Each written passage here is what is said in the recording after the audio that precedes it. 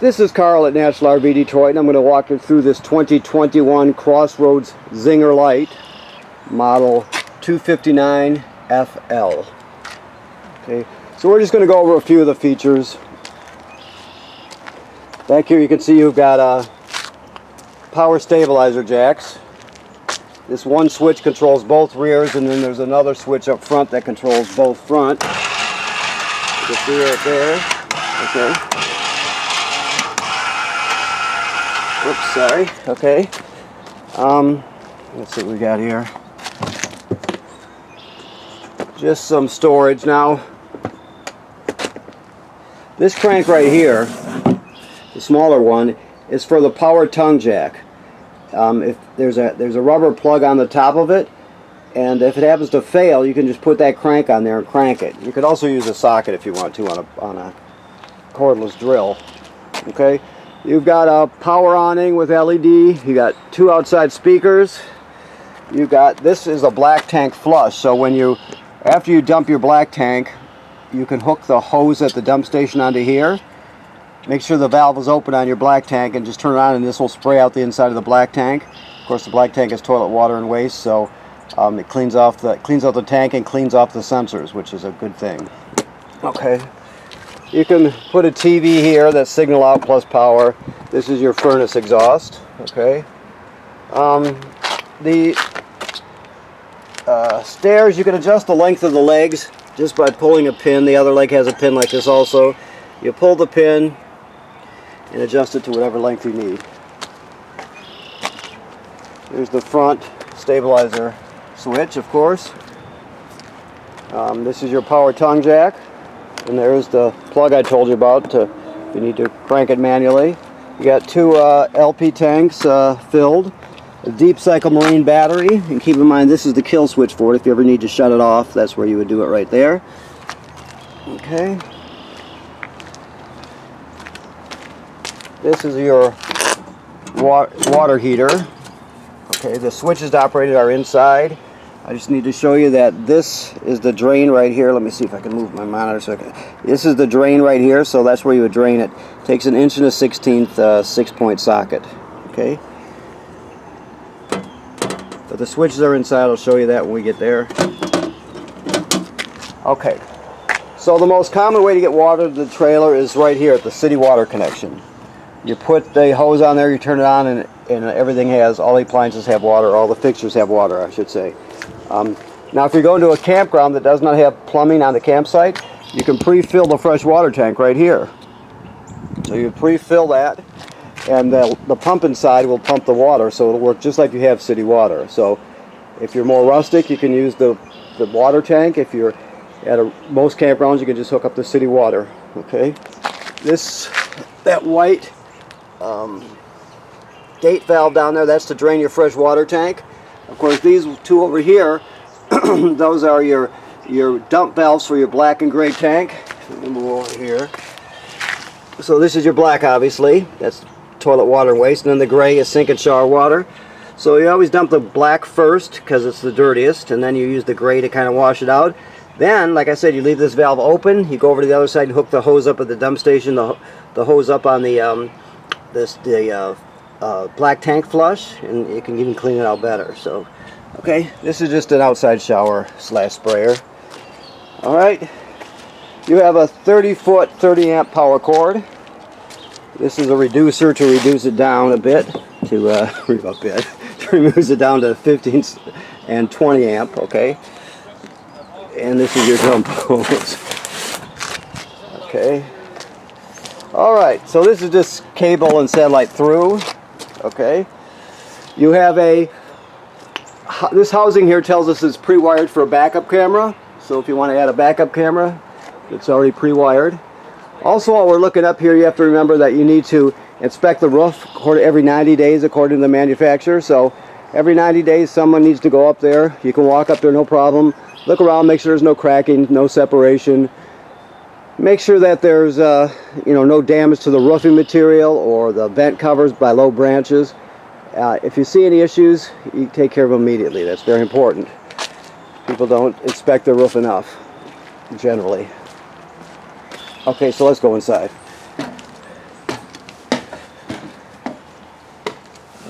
So, let's see what we got here.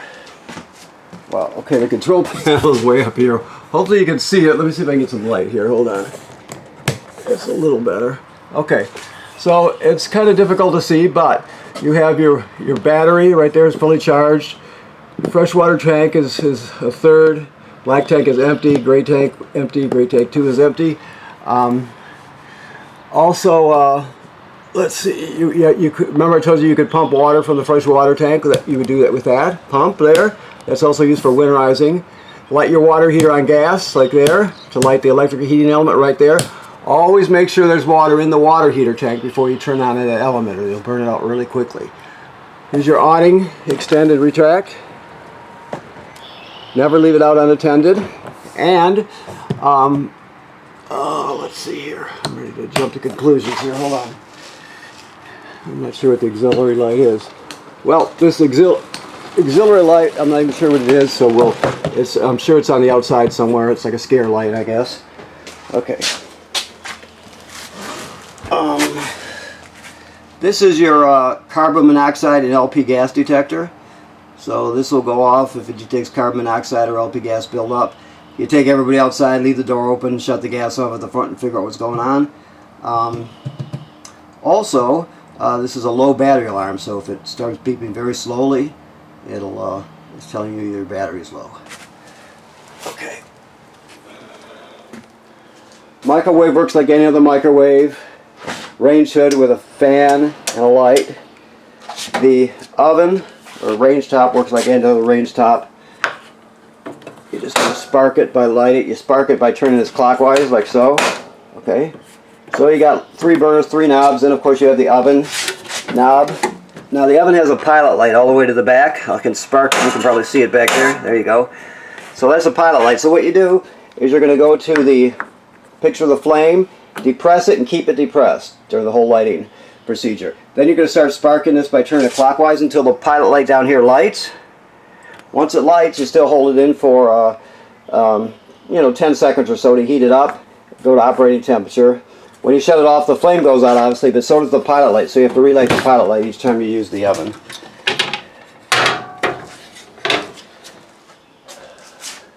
Shower works like any other shower. Always run the fan with the shower. That's important. Toilet is an RV toilet, so you can't use it dry. The main rule of thumb is, there's your flush pedal. The black tank is directly below there. So, basically you're going to dump 1 dose of chemical, whichever brand you use. Just read the directions. 1 dose, and then and then you're going to stand on the pedal and let about 1 gallon of water go into the tank, along with the chemical. The thing is, it has to be wet. If not, it will smell super duper bad, and also it can get clogged up. So you always want water and chemical in there when you're starting with an empty, flushed black tank. Okay. This Gfci, all the plugs in the trailer are wired through a Gfci, so even the outside. So that's where you'll reset it if it pops. For your bedroom, you have a backer plate for a TV, and then you've got hookups up there for a signal out, and this green right here is the actual signal booster for the digital antenna. So keep in mind you got to turn them on or you won't get a good picture. There's a button next to it. They should be green. Okay. The bed comes up and there's some storage underneath, of course. The refrigerator. This is a 12-volt DC refrigerator. So it's very simple. You just turn it on here. Temperature down and up here, and then there's a night mode. There's an energy saving mode you can go into too if it's not real warm outside, or if it's a nighttime, whatever. So that's all there is to it. It's very simple. This runs on 12 volts. So your power converter charges your battery. The battery feeds power to this refrigerator, and that's how it runs. When you're pulling it down the road, your total vehicle's alternator charges the battery. Okay. Now this is your power converter here. This converts AC to DC power. So here you got 120 volt circuit breakers, and they're all labeled, of course. And then right here, and then the power's converted over to 12 volt DC on this side. You got 12 volt fuses, and they're all labeled. Okay. If they blow, they light up and you can see them through that tinted plastic. But as I stated before, when you're plugged in, this will be charging your battery too, so it always keeps your battery charged. Okay. Let me get up here. This is your thermostat. It's just analog. It's very simple. Keep the fan on auto. 1 click to the right is heat. 2 clicks backward from that one is fan, which is the air conditioner running without the compressor. And then cool, of course, is air conditioning. Always try to keep it on auto.